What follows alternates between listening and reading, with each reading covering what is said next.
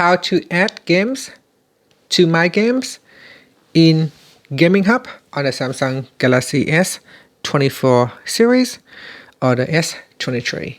First, tap on the home button to go back to the home screen.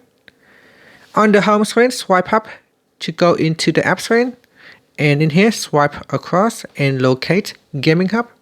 Now tap on Gaming Hub to open it. After that, tap on the More button at the bottom here.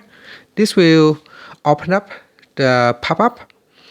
In My Games, tap on the More button and then tap on Add Games. From the list here, go down and select the games that you want to add, so you can select more than one game.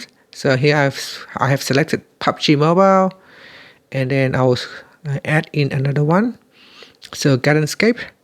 And at the bottom here, tap on Add to Gaming Hub. So tap on the button, and this will add the selected games to My Games. And that's it.